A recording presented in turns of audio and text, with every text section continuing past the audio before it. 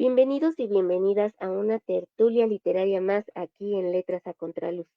Mi nombre es Ana Berta y el día de hoy nos honra con su presencia virtual una gran invitada de lujo. Ella es la doctora Carmen Dolores Carrillo Juárez. Y bueno, voy a compartir su semblanza para que conozcan un poco más de su trayectoria. Doctora en Literatura Hispánica por el Colegio de México, Maestría en Literatura Hispánica por el Colegio de México, docente investigadora de tiempo completo de la Facultad de Lenguas y Letras de la Universidad Autónoma de Querétaro, líder del Cuerpo Académico Consolidado de Estudios Literarios. La investigación es para ella una pasión que conjuga con su gusto por la docencia. Ser profesora investigadora le permite transmitir a sus estudiantes el gusto por el conocimiento y la comprensión de la literatura.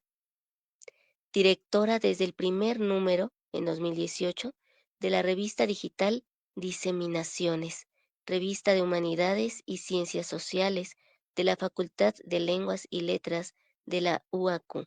Considera Diseminaciones como un medio importante para contribuir a la difusión del conocimiento y el diálogo entre investigadores nacionales y extranjeros.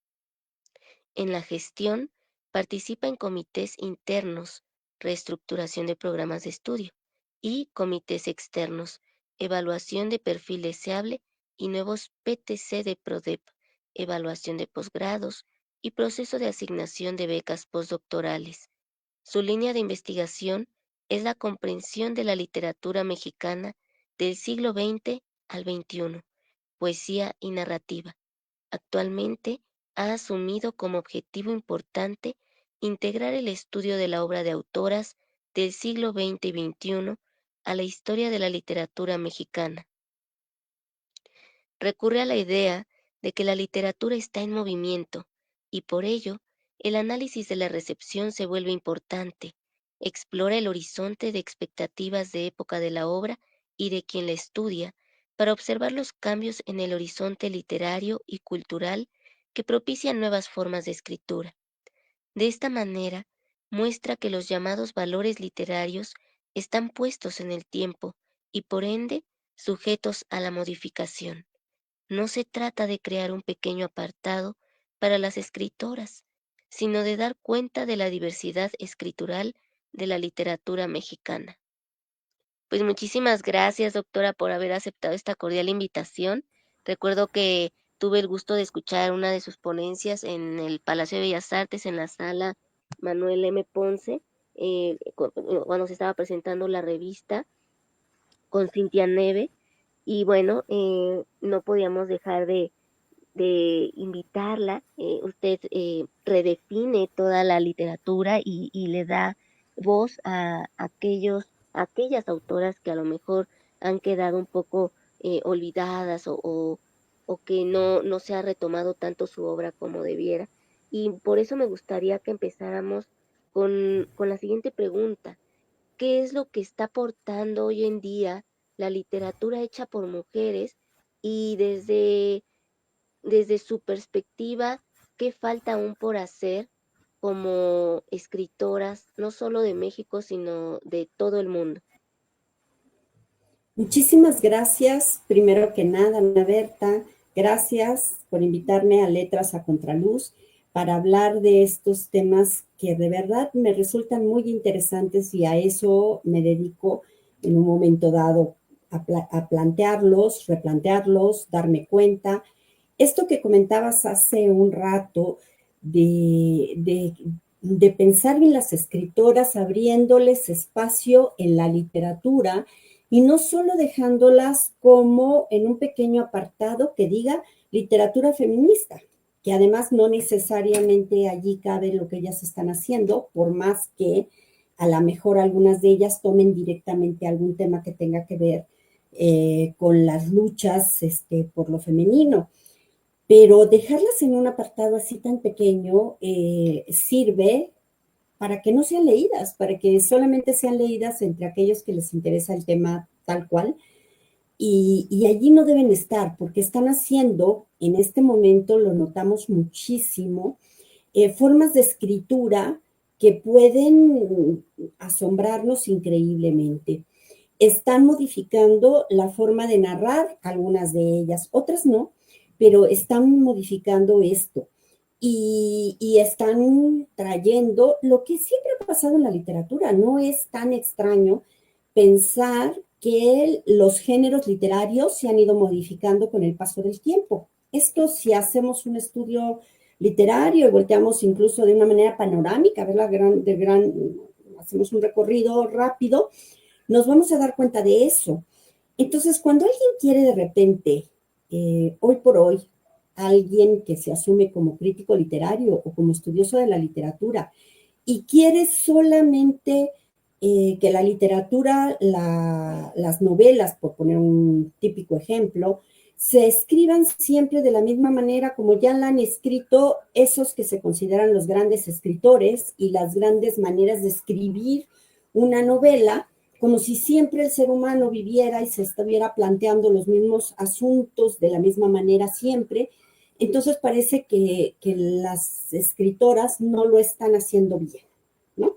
Y esto es todo un problema porque luego se quedan con una mirada poco adecuada para escritores y escritoras, no solamente para escritoras.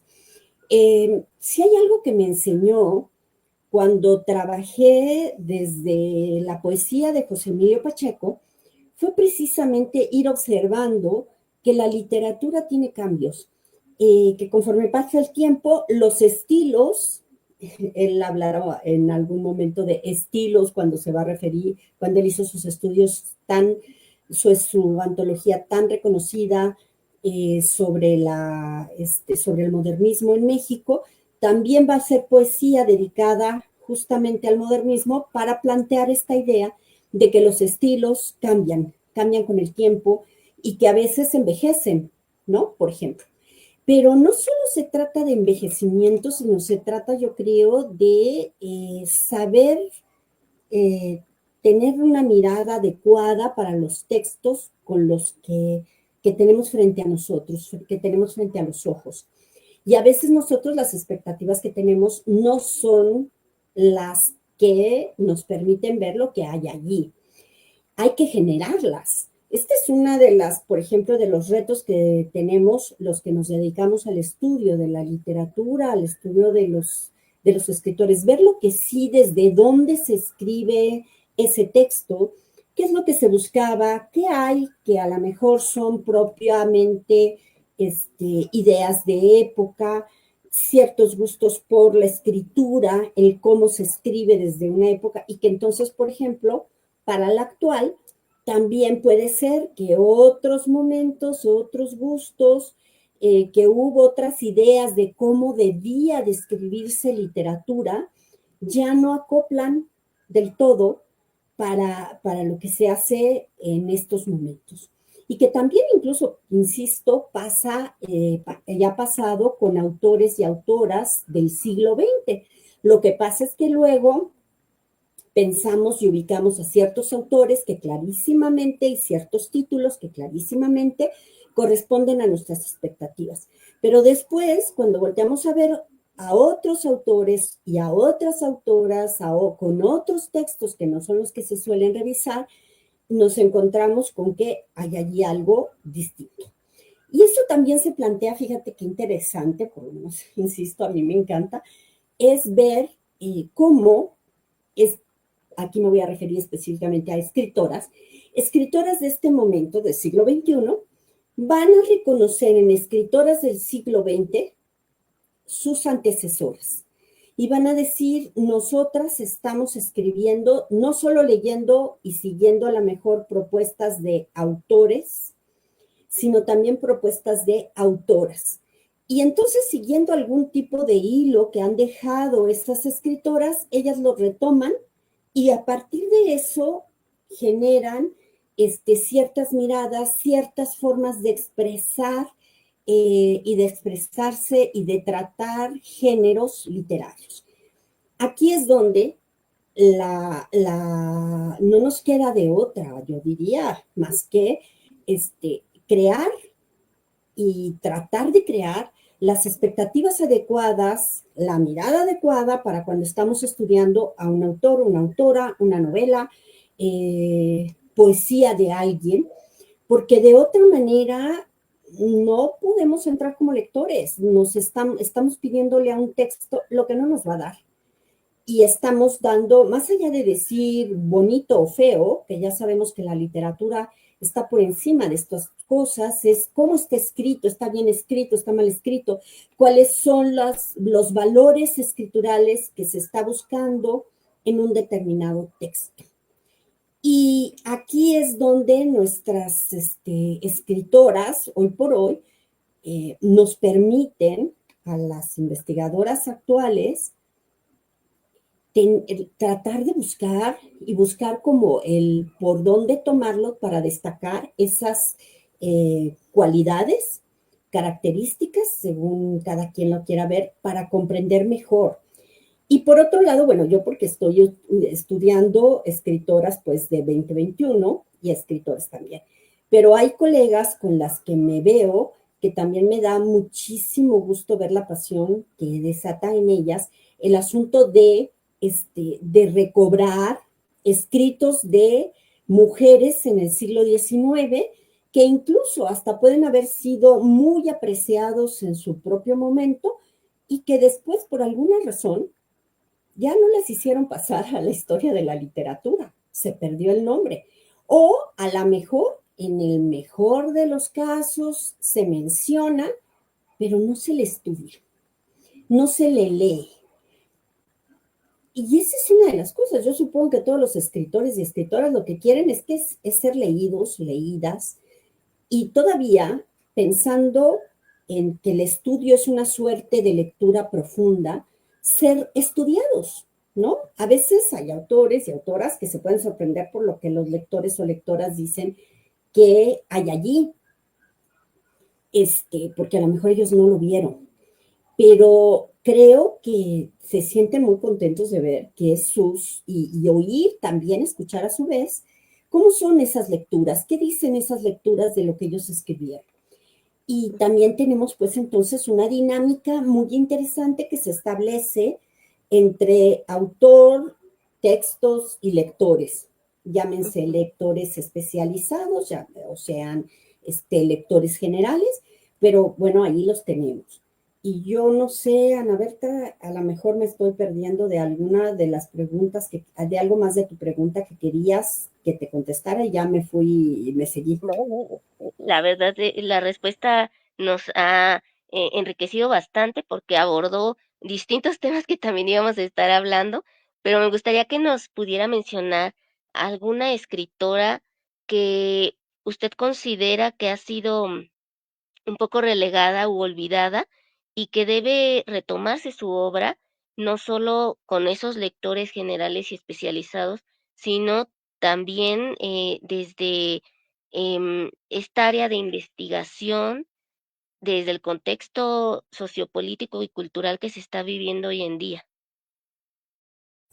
Bueno, muchas gracias. Fíjate que, aunque ya tengo que decir que ahorita el nombre que voy a mencionar, hoy por hoy, ya desde hace, que será como unos años para acá, unos 15 años para acá, ya ha habido un boom que quieren leerla y verla y esto, pero parecía que era un nombre que se había como medio perdido.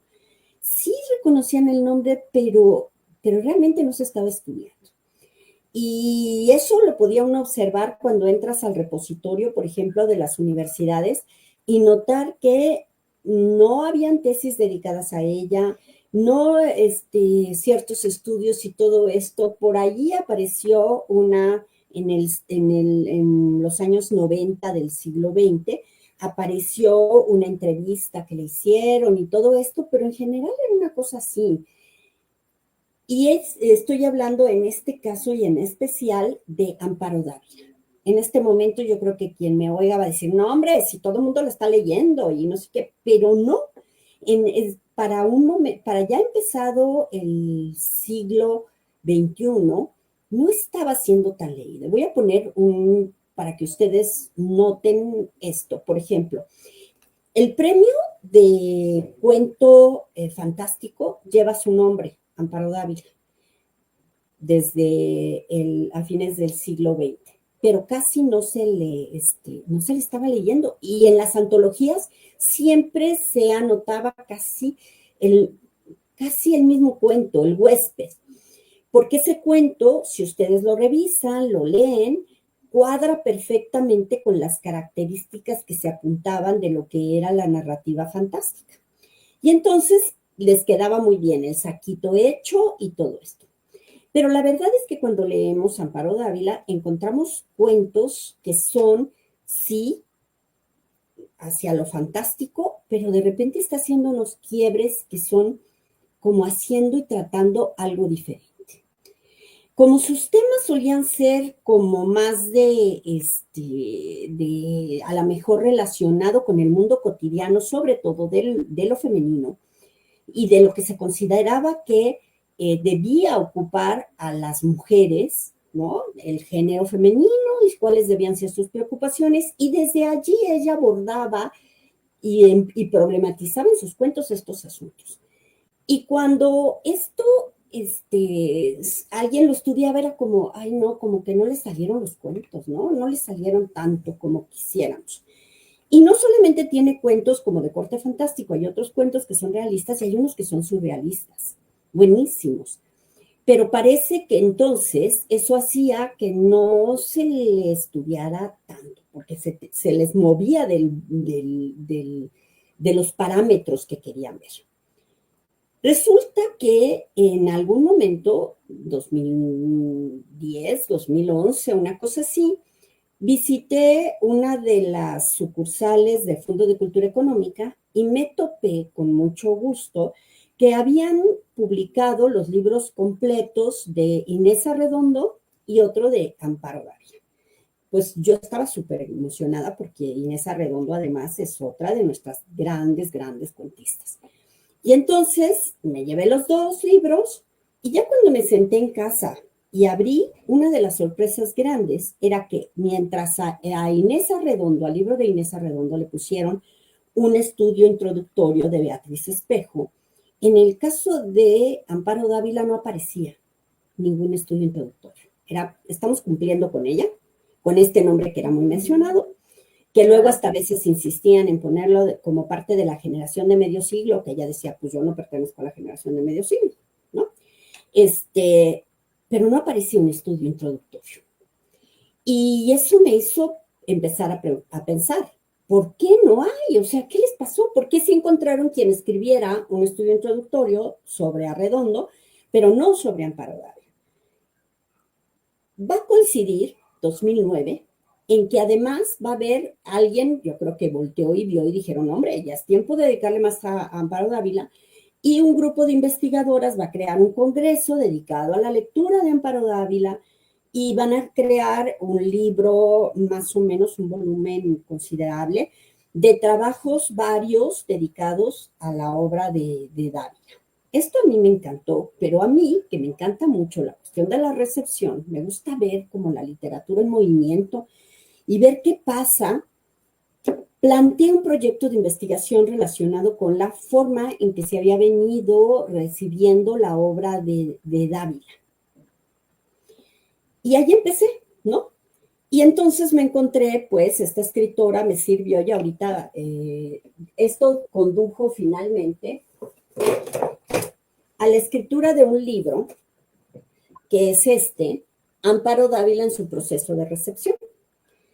Y lo que me interesaba allí era, pues, desde plantear y ver qué pasaba con esos temas, porque esos temas, cómo habían sido vistos por los críticos. Específicamente, por ejemplo, me interesó mucho en visualizar, hubo un libro de cuentos que recibió el premio Javier Villaurrutia, que se titula Árboles Petrificados. Y pues uno piensa que, dije, bueno, voy a revisar cómo recibió la crítica este libro, ¿no? Además del premio que le dieron, ¿cómo recibió? Y estaba yo sorprendidísima, porque topé algunos por allí, eran unos pues simplemente dando cuenta del libro, unos hablando un poco del premio que recibió, y otros me encontré con tres en especial. El libro de cuentos recibe el premio en 1977 y comenzando el 78, tres críticos que van a escribir unas reseñas impresionantemente descalificadoras. Porque claro, pues una mujer, ¿cómo va a escribir un buen libro de cuentos? O sea, como si no conociera, ¿por qué no sigue a los grandes autores? Como si ya se fuera un camino ya establecido y no hubiera nada más que seguir ese camino. Y por allí la van descalificando. Yo estaba sorprendidísima, no sabes, sorprendida. Dije, no, aquí hay que seguir esto. ¿Qué está pasando?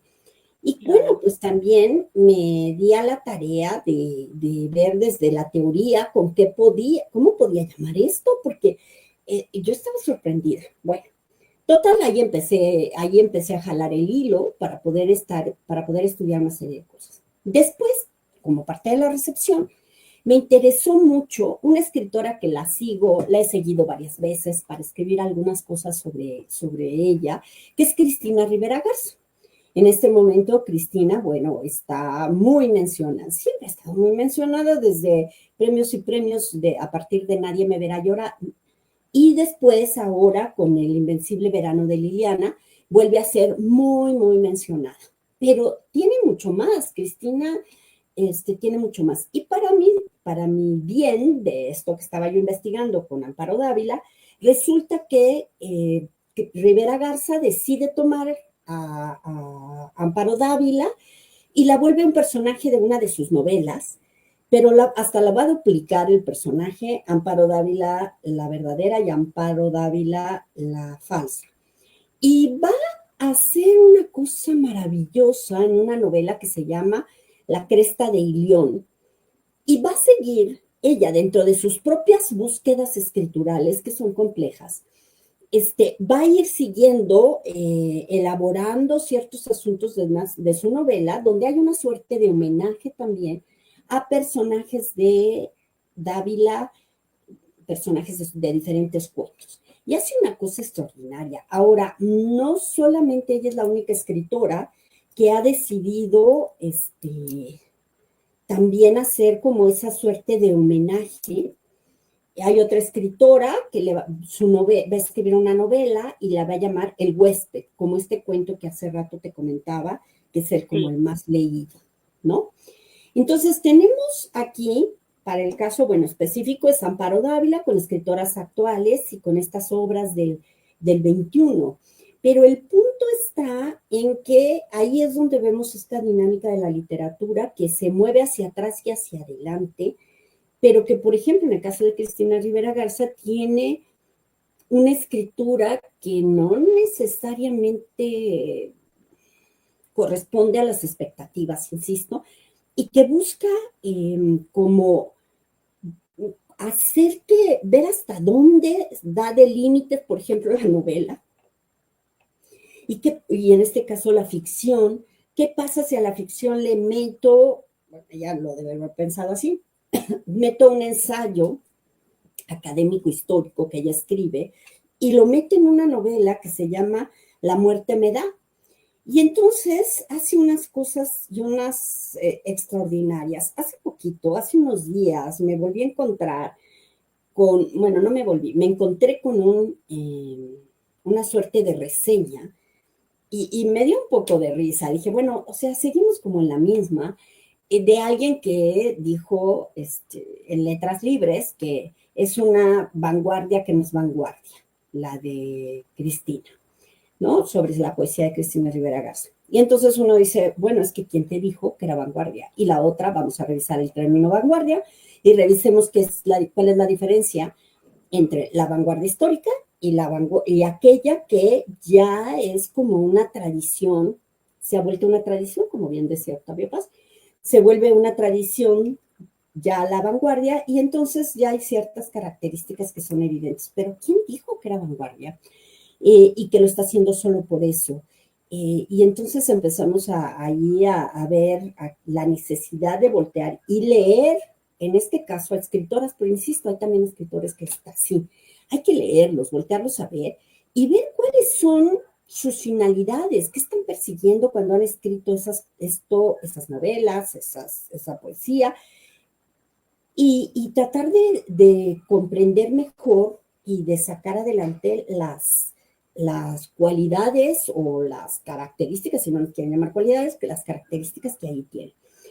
Y nos podemos encontrar con cosas, yo creo que muy interesantes, que nos dejan ver una literatura mexicana muy saludable, que está escribiendo muchísimo. Realmente ahorita eh, hay escritoras también más jóvenes que están en búsquedas distintas, ¿no? A mí me sorprendió dar con una autora que tendrá unos 42 años, Mirabete, que está escribiendo sobre, ahora le llaman géneros especulares. Y fue siguiendo esta idea de cómo hay ahora el tratamiento del género fantástico y dicen, no, ya no es género, es lo fantástico. Y son géneros especulares y empiezan a cruzar ciencia ficción con un poco con fantástico. Y entonces ahí ya es así como, wow, o sea, hay que entrar y ver cuáles son las propuestas que hay allí, para qué, y no solo para qué, sino qué están aportando como camino para la literatura, para la escritura de la literatura actual. Es decir, nos está dando para dedicarnos un montón de tiempo a poder Sí, estudiarlas, observar y tratando de comprender pues lo que hay allí. sí, sí. En Pues este sentido, doctora Carmen, me gustaría que nos pudiera decir, con todas estas características que usted percibe en la literatura, ¿qué distinguiría entonces a la literatura mexicana de otras literaturas que se están haciendo hoy en día? Dios, aquí ya topamos con algo muy importante, ¿no? De entrada, hay que decir que nos ha servido mucho a los estudiosos y las estudiosas, meter como en estos cajones de literatura marcadas por las nacionalidades, literatura mexicana, literatura española, literatura rusa, yo qué sé, pero en el fondo la literatura quizá no puede ser del todo marcada por una esencia de lo nacional. Si bien es cierto, hay intereses de repente de escritores, y los ha habido en el pasado, por ejemplo, la novela de la Revolución Mexicana, hablar específicamente sobre eso, lo cierto es que no da así ahora. No da tan claramente, eso es lo que quiero decir, no da tan claramente que podamos definir solo con la nacionalidad para poder distinguir. Porque en este momento, por ejemplo, tenemos autoras y autores que están leyéndose mucho entre ellos y que están acudiendo también a tradiciones que antes se tocaban menos. Por ejemplo, hablando de ciencia ficción, están leyendo mucho más autores, Lovecraft y más autores de habla inglesa que desarrollan mucho lo que es la ciencia ficción.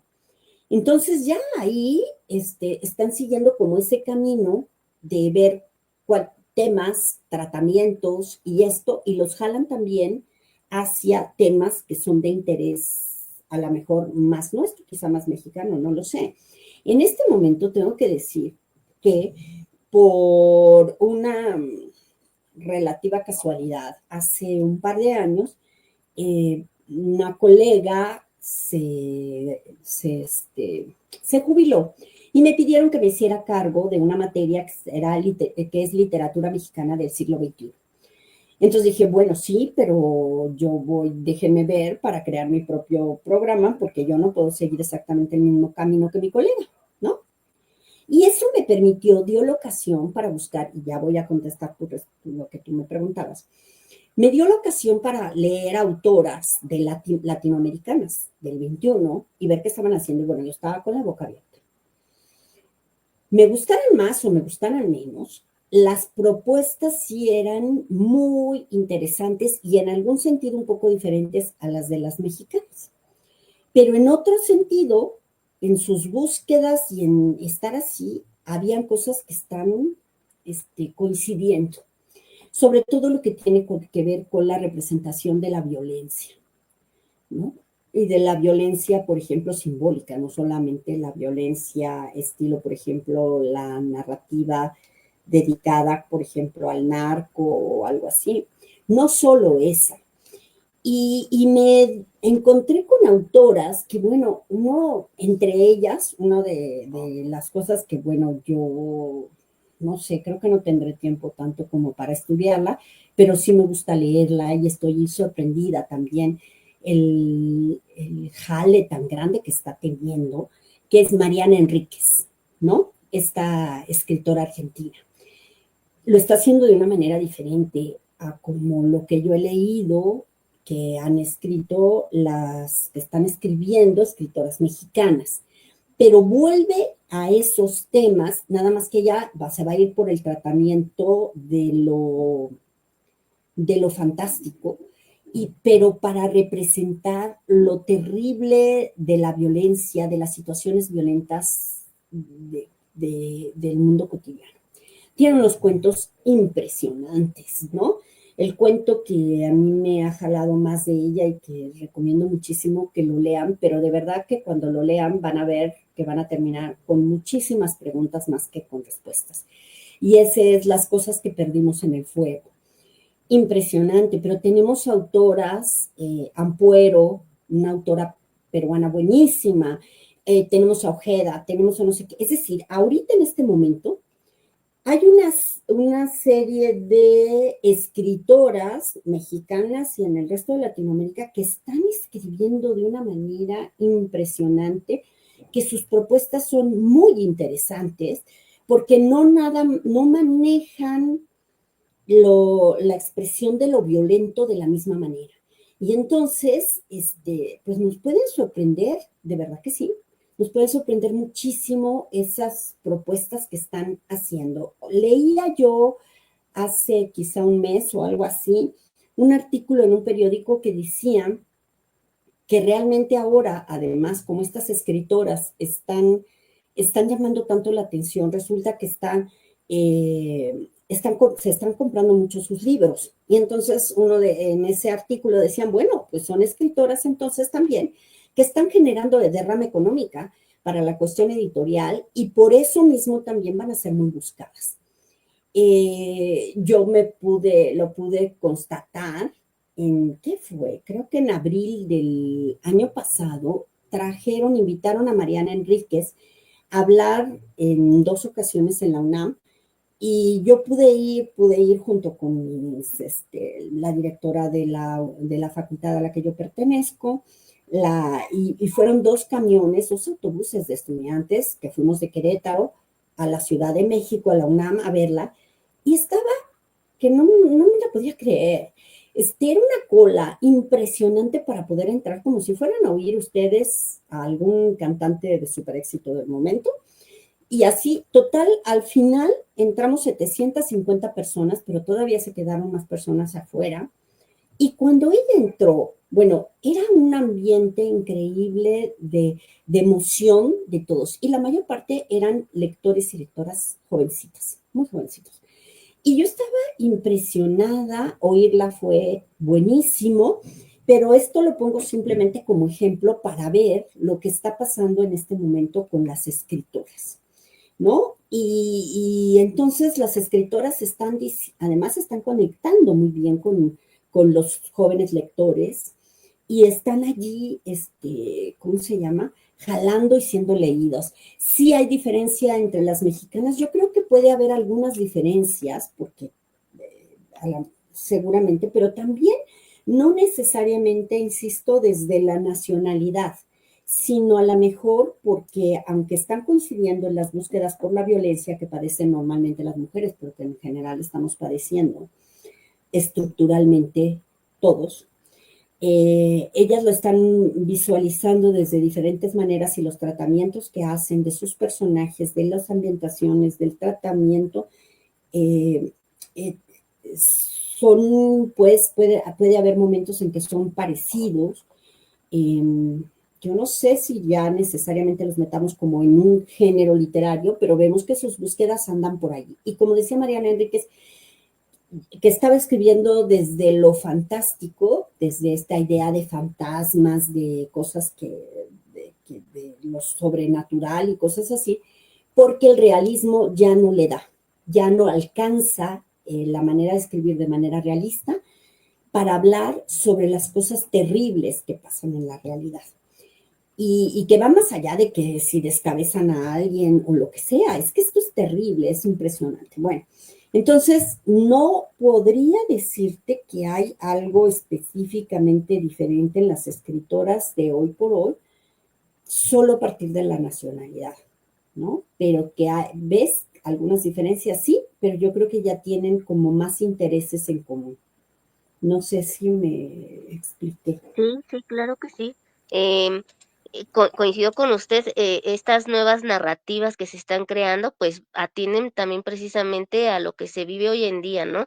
La violencia no solo se vive en un país, sino se está viviendo en distintas partes y de diferente manera y de tal modo que el lenguaje a veces pareciera quedarse corto ante todo lo que puede observarse y saberse, ¿no? Me gustaría que en ese tenor también nos pudiera hablar un poco de, em, espéreme tantito, ¿de qué manera se puede producir un nuevo horizonte literario y cultural? Desde la investigación y desde esta gestión cultural que se está haciendo, que hace que unos autores a lo mejor sobresalgan más que otros, no solo por su estilo, sino también por, la calidad en su escritura. Yo creo que ahí esto que acabas de decir me parece súper interesante y así como lo estás planteando, ¿qué horizonte tendríamos que hacer? Yo creo que somos los estudiosos de la literatura, los que nos dedicamos a esto. Algunos a lo mejor dicen, bueno, yo no soy estudioso, yo nada más soy crítico literario. Bueno, está bien, los que nos dedicamos a esto, a tratar de ver, de explicar la literatura, lo que está pasando, concatenar autores y tendencias y todo esto, sí, en efecto, nos toca crear el horizonte adecuado para poder comprender estas escrituras, para poder entenderlas, apreciarlas, ver cualidades y poder poner, pues, como en algunas cosas que tengan, lo que decíamos hace rato, en común ellas. Si nos toca hacerlos a nosotros como receptores de la literatura, que estamos dialogando con esos textos. Eh, y yo creo que es desde allí, porque si no, nos vamos a perder, o muchos lectores se van a perder de lo buenísimo que hay, que se está escribiendo hoy por hoy, porque de repente se van a sentar, van a ver y van a decir, no entiendo, a mí me habían dicho que una novela debe ser tratada así. Yo tengo por entendido que un cuento debe ser escrito de esta manera y debe terminar como de estas maneras y no puede ser de otra manera. Y entonces, o que a fuerza, voy a pensar en un caso en especial de la novela de Cristina Rivera Garza, del Invencible Verano de Liliana, donde en el momento del premio un crítico le dice, no, no, es que no supiste tratar el personaje del asesino, qué lástima, ¿no? Porque, hombre, pero léete a Sábato en el túnel y vas a ver cómo se debe tratar un personaje así. Y claro, ella contestar, es que yo no quiero darle un lugar central al asesino. Justo de lo que se trata es no darle ya a los asesinos, a estos personajes violentos, ponerles como en un carácter estelar, sino tratarlos de manera diferente y sobre todo lo que ella intentaba era justo que se notara más bien hablar más de la vida de Liliana Rivera Garza.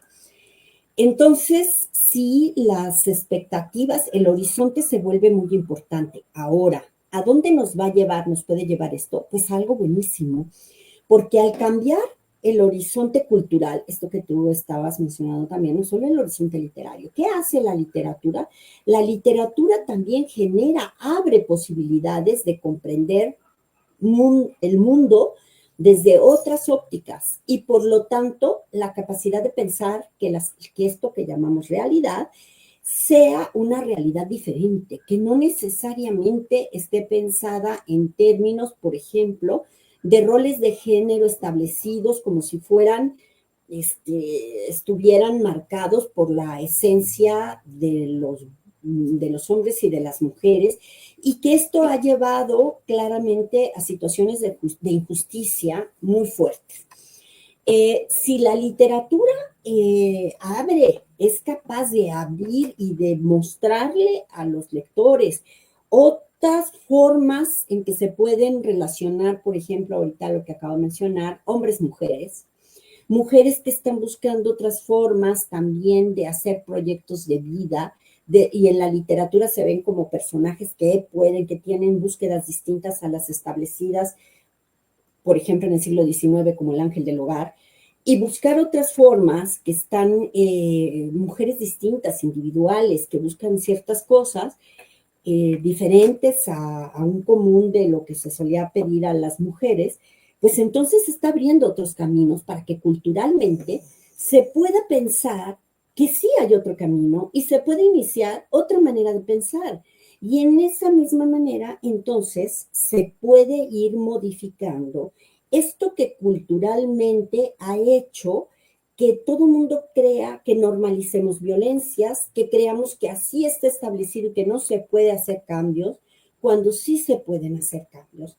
La literatura entonces es el gran espacio para poder proveer de otras formas. No solamente es entretener, sí nos puede entretener, pero no se trata de entretenernos, sino también de ir viendo que hay otras posibilidades diferentes de pensar en personajes femeninos, de pensar en personajes masculinos. Ahorita que estoy diciendo esto, puedo pensar en un poema de Rosario Castellanos, ¿no?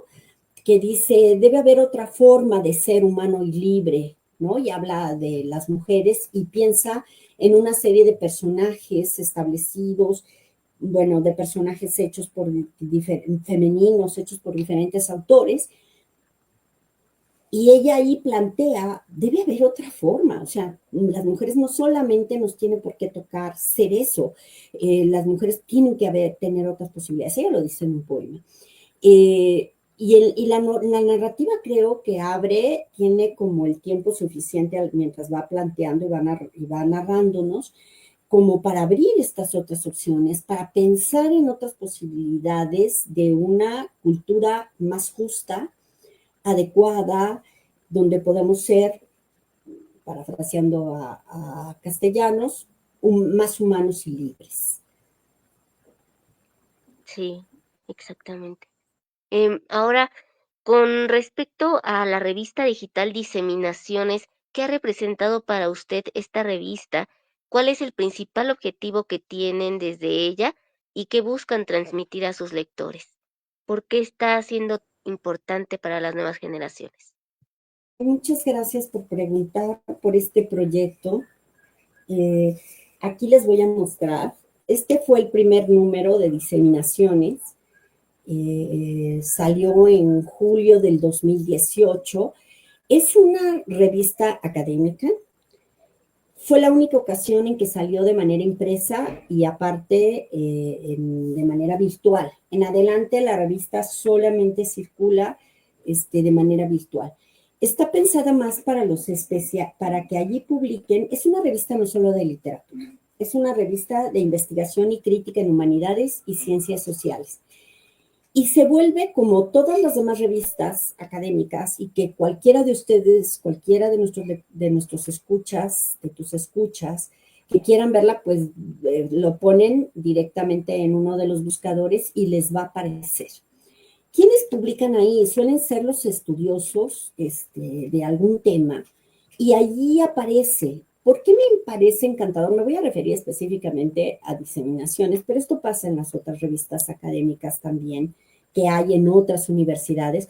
Se está dialogando, se está buscando cosas y la parte de gran riqueza es que pues son desde puntos de vista de diferentes investigadores y entonces, cuando nosotros leemos, podemos encontrar de repente decir, híjole, yo esto ni me lo hubiera imaginado, yo no hubiera entrado no hubiera enfocado este tema desde acá. Y también porque precisamente por eso uno se nutre de estas formas de ver, en el caso lo voy a traer en específico hacia mí, hacia lo que estamos platicando en literatura, entonces se vuelve una manera muy interesante. Es como estar, como tú y yo, que estamos aquí dialogando, es estar escuchando a otros lo que están comentando sobre y dicho sobre un autor o autores o sobre un tema, etcétera. Y entonces esto se enriquece más. Realmente diseminaciones, pues estoy de lo más contenta que haya continuado su camino, que todo, porque además se trata de un proyecto colectivo, ¿no? Aparezco como directora, pero en el fondo somos muchos más los que estamos allí. Hay una jefa editorial, a veces participan estudiantes que hacen prácticas profesionales o que hacen su servicio social en diseminaciones, aprendiendo a hacer corrección de estilo, por ejemplo, pero también están, y de manera principal, pues los investigadores que quieren ser publicados y mandan su artículo, y nosotros los mandamos a dictaminar, y entonces los dictaminadores, en forma de par ciego, les llega ese artículo, lo leen, y ellos como especialistas dicen, sí vale la pena publicarlo, tiene estas cosas, sugiero estas, o definitivamente no lo publiquen, no vale la pena. Esto es terrible, ¿no? Cuando llega a pasar, pero llega a pasar. Y entonces cuando ya sale publicado, si ves aquí ya todos los que han participado en este proceso, pues ya es un equipo. Y ya cuando por fin esto sale, todavía se trata de nuestra jefa de publicaciones periódicas, la revisa, maqueta, todavía pasa por un último vistazo de parte de Fondo Editorial de la Universidad Autónoma de Querétaro, y entonces ya la suben y la tienen ustedes ahí siempre disponible en la web. Es decir, en un momento dado, ya que me preguntabas, pues es un espacio buenísimo para que la gente que esté interesada en ciertos temas lea lo que se escribe. Allí a mí me dio mucho gusto, ¿no? De repente, un Sí. chico que algún momento conocí haciendo su doctorado en la Benemérita de Puebla, había mandado un artículo justo dedicado a Amparo Dávila y me dio un gusto increíble leerlo, y para cuando escribí alguna cosa otra de Amparo Dávila, citarlo, ¿no? Y entonces resulta que estaba yo citando también un artículo de alguien que conozco, que sé que es un buen investigador, muy joven investigador, pero joven, bueno, y en un artículo que apareció en Diseminaciones. Entonces, ¿a qué cosa se suma Diseminaciones? A este diálogo, a este proceso de estar dialogando y de hacer, en este caso, sobre todo, que el conocimiento de lo literario continúe, ¿no?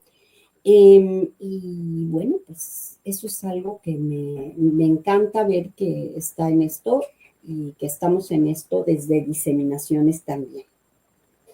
Excelente, perfecto. Y que también le están dando espacio a estos nuevos estudiosos, nuevos investigadores que están apenas a lo mejor abriéndose camino, pero que ya también están aportando una mirada crítica fundamentada y que brinda otras posibilidades de entender la literatura. Ya casi para terminar, doctora Carmen, me gustaría que nos hablara un poco de los retos que ha enfrentado como investigadora y como docente. Bueno, como docente voy a comentar ahorita, bueno, evidentemente estar de continuo pensando cómo puedes trabajar con los jóvenes universitarios hoy por hoy que ya tienen características un tanto diversas de los jóvenes que a lo mejor hace 10 años, con los que ya hace 10 años o hace 15 años trabajaba, ¿no? Y con ciertos planteamientos. Seguimos con el constructivismo, que además es una forma muy buena de pensar el conocimiento y que los jóvenes van ellos responsabilizándose frente a su conocimiento. Pero también es cierto que ahora tenemos muchísimo más, bueno, ahora sin decir, ya tenemos varios años, que nos estamos con estudiantes para los que lo visual tiene un lugar importantísimo. Entonces, también en eso, pues ha implicado que tenga que pensar en la tecnología, que me vincule más con la tecnología, etcétera, con las maneras de dar la clase.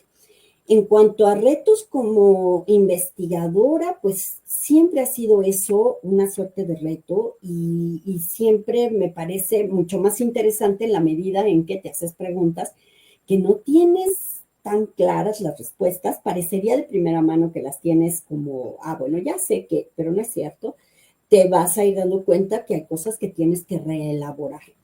Así pasó cuando estudié la poesía de José Emilio Pacheco, cuando traté de ver lo que él hacía, por ejemplo, cómo jalaba tradiciones literarias y lo que hacía con ellas, cómo hacía las traducciones, sus traducciones poéticas y las planteaba y qué era lo que hacía con eso. Y eso fue como un reto importante. Decir, a ver, no, lo que yo tengo entendido sobre poesía lo voy a tener que dejar a un lado para poder observar bien esto otro. Lo que yo tengo entendido, a lo mejor algunas generalidades de la traducción, vamos a ver cuáles son las cosas con las que se está jugando y para qué, ¿no? Sobre todo en el caso de José Emilio, ¿para qué? ¿No? Y ahí fue un reto. Lo de Amparo Dávila, ay, no sabes cómo me costó, porque pensar de repente, decir, tratemos de no ver solo lo del corte de que ella escribía cuento fantástico, sino también tratemos de ver qué otro tipo de cuentos se está contando. Y luego de manera importante, a mí me interesaba mucho notar qué era lo que estaba haciendo con la cuestión de género y qué era, por qué lo hacía, por qué esos temas a unos les parecían como insignificantes, lo que le pasaba a las mujeres y que estaban siempre metidas como en el asunto de lo amoroso les parecía pues como poco interesante. Entonces ahí también eso derivó que tuviera que estudiar cuestiones de género, ¿no? Que bien sí ya lo sabía, pero algunas cosas no, y empaparme un poco más para no pensar que solamente era cosas que yo estaba como allí imaginando solita, que por supuesto no fue, pero entonces entrarle a teorías que yo no estaba acostumbrada a manejar como tales. Allí fueron como estas cosas, ¿no? En este momento estoy trabajando, planteé un proyecto y ya empezó el proyecto sobre la poesía que escribió Cristina Rivera Garza, que está siendo atacada, ¿no? Hoy los ataques que le hacen que tampoco me sorprenden, ¿no? El tipo de cosas, pero veamos, es una de nuestras escritoras que ya está invitada y forma parte de esto que llamamos, de esto que es el Colegio Nacional. Es una de las 8 mujeres que están en el Colegio Nacional y todos los demás son varones.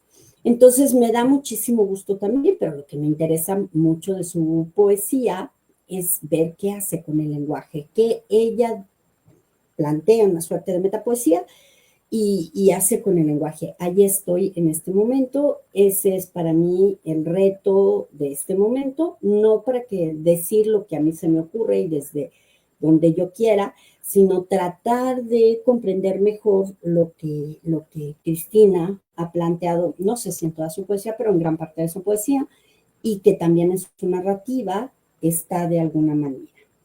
No sé si contesté o Sí, me quedé a todavía. la perfección, doctora. Muchísimas gracias. Por favor, compártanos un fragmento de alguna de las obras que tiene a la mano y, y con eso vamos cerrando para que ya finalmente nos diga un sitio web o redes sociales y próximos eventos en los que podremos escuchar más de toda esta sabiduría y conocimientos que posee. ahora mismo, de verdad que no se me ocurre qué puedo compartir de lo que he escrito, este, pero déjame ver que mientras busco rápidamente y pienso, bueno, vamos a ver esto. Voy a leer unos párrafos nada más. Justo del libro El mar de la noche, la apropiación e intertextualidad en la poesía de José Emilio Pacheco. Leo unos 3 párrafos nada más. Ok. Justo en un capítulo que tiene un apartado que se llama Conquista del habla común, el coloquialismo. En la búsqueda de posibilidades de los poetas hispanoamericanos, sin lugar a dudas, el coloquialismo representa una vertiente interesante y cuestionadora. Interesante porque parte de asumir que la poesía debe corresponder a la lengua de su tiempo y a las inquietudes poéticas del mismo. Cuestionadora porque aunque maneja el lenguaje cotidiano, no lo hace para quedarse en las posibilidades referenciales asignadas por el uso común a las palabras, sino que el coloquialismo hurga y detona, en algunos casos, connotaciones que desconstruyen o amplían el mundo. ¿Dónde remover y entresacar oro, sino en la palabra, que es el legado colectivo? Esta es una pregunta que va a hacerse que va a hacer un comentario Ricardo Piglia. Curiosamente, esta poesía que sí se entiende, como la califica irónicamente Gabriel Said, se volvió transgresora porque al modificar los retos expresivos de un discurso poético, trastoca la retórica establecida y obliga a lectores y críticos a generar nuevas expectativas. Por supuesto, plantea una vocación de compromiso fundamental con el lenguaje de aquí y ahora, es decir, comienza por aceptarse relativa y transitoria. José Emilio Pacheco, haciendo un guiño a José Z. Tayet, sentencia en No me preguntes cómo pasa el tiempo, el poemario fundamental de José Emilio y de la poesía mexicana contemporánea, dice, somos poetas de transición. El coloquialismo consiste no solo en un ritmo que apunta a sonar como conversación, sino también, insisto, en el intento de energizar el lenguaje automatizado en términos de Shklovsky o constreñido a la dimensión rutinaria. Y bueno, hasta aquí me quedo con esto que acabo de leer. Como ven, lo que yo escribo tiene que ver más como un poco más académico y esto. Y luego, ¿qué otra? Algo me preguntaste, pero no me acuerdo ahorita, ya se me fue. No te preocupes. Es fascinante poder también escuchar desde estos ensayos académicos, todo lo que nos lleva a replantearnos también la forma en que nosotros leemos, ¿no?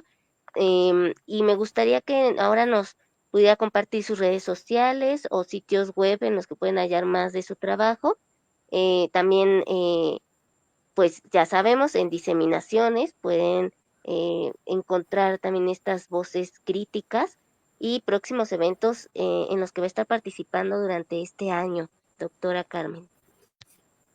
Muchas gracias, Ana Berta. Fíjate que por lo pronto, ahorita estoy organizando una mesa justo de directoras de revistas académicas para la semana que va a correr del 3 de marzo hasta el 8 de marzo. Va a haber una semana dedicada por esto del Día de la Mujer y vamos a tener una mesa en donde hablaremos algunas de las que estamos dedicadas de alguna manera, estamos al frente o trabajando con revistas académicas en diferentes universidades para pensar qué hacemos cada una de nosotros, no necesariamente todas a lo mejor vemos las cosas de la misma manera, y cuáles son nuestros retos, qué apoyos sí tenemos de nuestras respectivas universidades. Eso va a ser el 3 de marzo. En este momento, más bien ahorita lo que hay es una serie de invitaciones que me han hecho para escribir algunos capítulos del libro. Y ahorita creo que por lo pronto la primera mitad del año, en lo que voy a estar, va a ser en eso. Te cuento que formo parte de la Red Internacional de Mujeres Científicas, y aunque alguien pueda decir, ¿cómo? ¿Literatura, ciencia? Pues sí, literatura, ciencia. Es parte de un conocimiento y un conocimiento fundamental. Y he participado ahí. Entonces, firmamos una serie de convenios entre más o menos 8, 10 investigadoras, cada una de diferentes universidades nacionales y algunas son de fuera, internacionales, y hemos acordado hacer una serie de actividades, pero están más en relación con publicaciones. Entonces, por el momento no estoy pensando algo así como para ir a congresos, etcétera. Ahorita me acaban de invitar, voy a formar parte de un comité organizador de un congreso de literatura mexicana y estoy de lo más contenta porque pues también me gusta mucho esta otra parte. Mis redes sociales lo que manejo es Facebook, y en Facebook me encuentran por mi nombre completo, Carmen Dolores Carrillo Juárez, y allí está donde estoy compartiendo cosas, convocatorias diferentes, a veces cuestiones más personales, a veces de actividades que hacemos en la Facultad de Lenguas y Letras de la Universidad Autónoma de Querétaro, y allí estamos apareciendo. En general es eso. Hay por allí algunas cosas en YouTube donde he hablado sobre haiku y diferentes cosas así, algo más, pero bueno, pues allí es donde nos podríamos ver. Y les voy a agradecer muchísimo si de repente leen algunos de mis artículos, que les aseguro que los he escrito con pasión, ¿no? Sí, infinitas gracias de verdad, doctora Carmen, por su tiempo, por su fina atención, por haber aceptado estar hoy aquí en Letras a Contraluz, por todo lo que nos estuvo compartiendo, que resulta bastante interesante porque enriquece todo lo que nos plantea desde distintos ámbitos y sobre todo que está poniendo el énfasis en toda la escritura que se está haciendo hoy en día y que está generando nuevos públicos y que además, como bien nos dice, ya la literatura está cobrando nuevamente esa fuerza que debe de tener porque es lo que nos lleva no solo a construir nuestra propia identidad, sino también a ver con un pensamiento más crítico todavía toda la realidad que nos habita, que nos rodea. Muchísimas, muchísimas gracias también a quienes vieron este video en vivo, a quienes lo vean en diferido y a seguir disfrutando desde lo académico, desde lo literario, de lo que forma parte de nosotros, la literatura, la poesía y la investigación. Muchas gracias, doctora Carmen. Muchísimas gracias, Ana Berta, por la invitación, por abrirme esta oportunidad, por tener este diálogo. Y muchas gracias. Gracias a usted, muchas gracias.